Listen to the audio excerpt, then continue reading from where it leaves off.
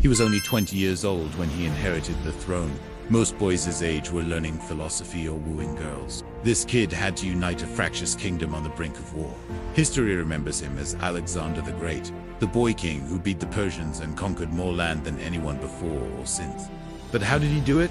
That's coming up. This is the story of Alexander the Great. Part 2. The boy who cried wolf.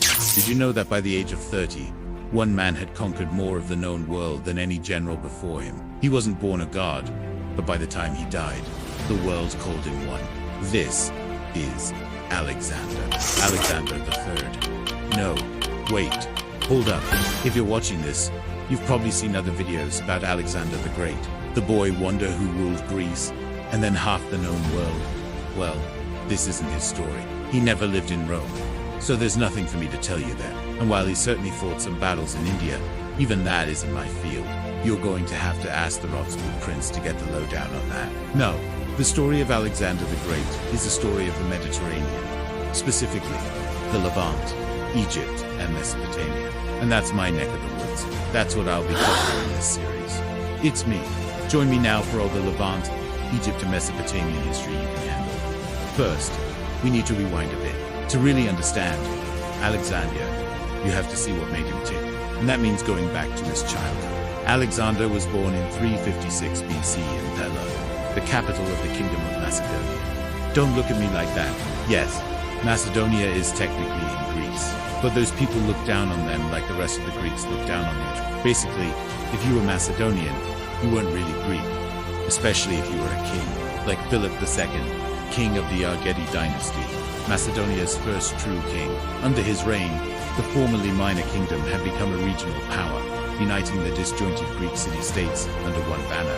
His secret: steal everyone's crap. The young Alexander watched this political and military ascent with interest. Maybe someday it would be his to take over. But his mother, Queen Olympias, saw something else. She believed her son was destined for much more than northern Greece. See, Olympias was from Epirus, another small kingdom in the far northwest. Her husband, King Philip, had been assassinated by one of his own generals. Now the crown passed Alexander, who had always felt like an outsider among the Macedonians. He was too Greek for the Macedonians, too Macedonian for the Greeks. But his mother told him he was something else entirely. According to her, Alexander wasn't Philip's son at all. His father was the supreme leader of the cosmos himself, Zeus, who had visited her in a dream.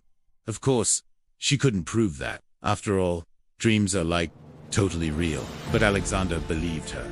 As a child, he was tutored by Aristotle, who tried to teach him everything from rhetoric to science to ethics, but the young man's heart wasn't in it. As soon as he could, he ditched book learning for riding lessons, training with the javelin, and wrestling with soldiers twice his size and strength. By the time he took the throne at 20, he was barely literate, but he could break a horse with his bare hands. So when King Philip was assassinated and the crown passed to him, the other Greek states didn't take him seriously. They thought he was a baby. They sent him toys. He sent them armies. At just 21, he burned Thebes to the ground, killing 20,000 men, women, and children, and enslaving 100,000 more. The rest fell in line. The Greek states were his, whether they liked it or not. But that wasn't good enough. Alexander knew he would go down in history as a great conqueror, as long as he kept conquering. Which brings us to part 3, across the heavens. Alexander didn't want to rule Greece. He wanted to eclipse his father, conquer the Persians, and catch up to Achilles, whose exploits he idolized. His chance came when the Persians threatened the Greek city of Susa. Alexander assembled a force of 40,000 men and sailed across the Dardanelles into Asia Minor. He spent 3 years campaigning along the coast, subjugating the region once and for all to the Greeks. But his real goal was farther east. His first test came at the River Grit. There he met the Persians head-on. The two sides clashed on the banks.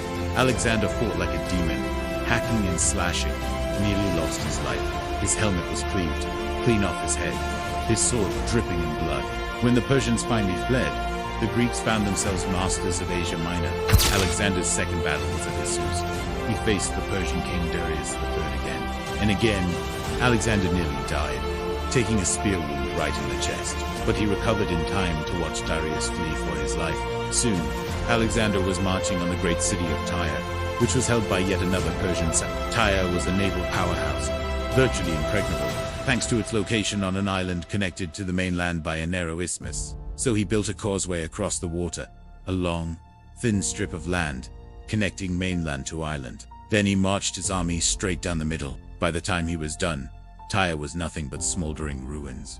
And all the while, Darius kept running for his life. He didn't stop until he reached the plains of Here, Alexander finally trapped him. For 5 hours, the two sides smashed into each other, man and horse alike being thrown into the air. But in the end, Alexander's cavalry routed Darius's troops, who fled in panic.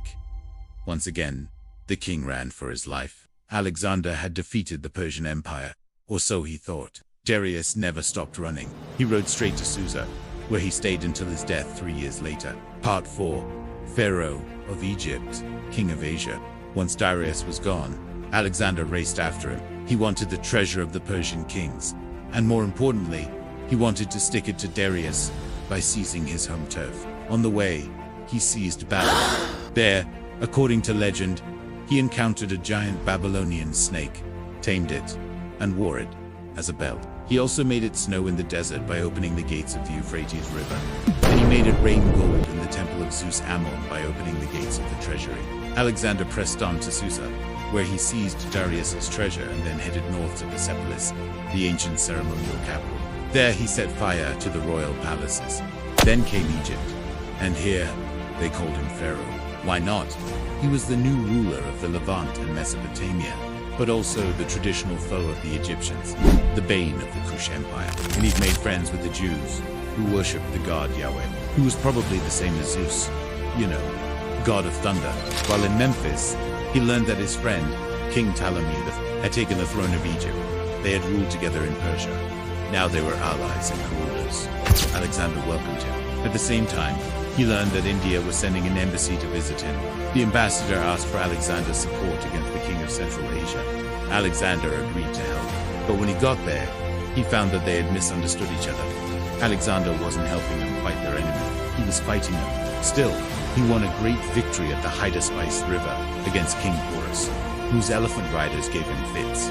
But Alexander was impressed by Porus's courage and determination. Even when he was defeated, he wouldn't bend the knee. So Alexander spared him and made him a son. That is, except for the mutinous soldiers who followed him. The journey to India had been long and hard. They were tired of dying.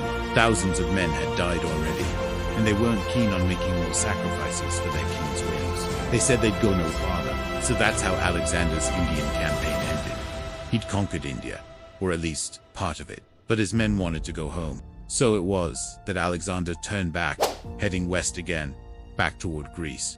On the way, he hiked through the Gedrosian desert. There, 2,000 more men died of thirst and exposure, and Alexander was forced to abandon their bodies there, to rot in the sand.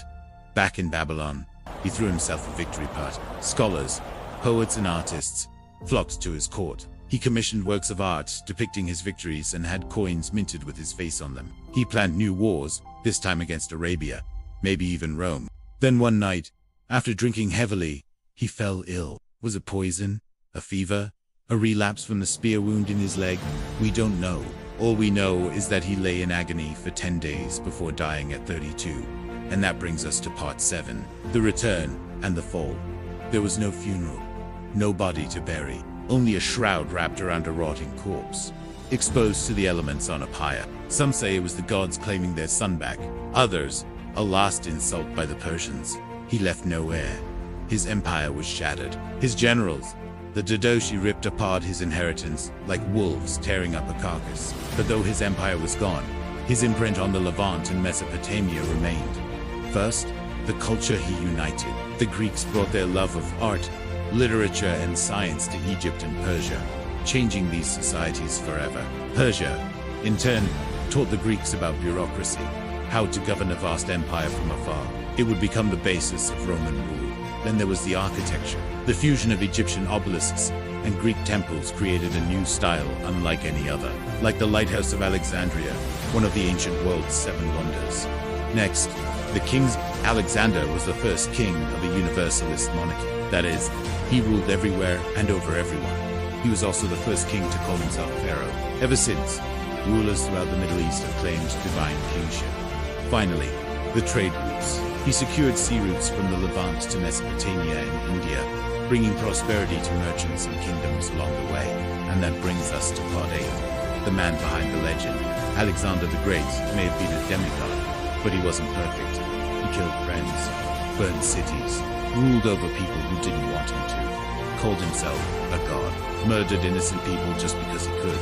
But he also dreamed like no other, and chased that dream until the world had no more borders. He was a storm, a myth, a moment in time that still echoes today. Thanks for watching. To learn more about ancient civilizations, stay tuned for more episodes, including the ones where I talk about Rome.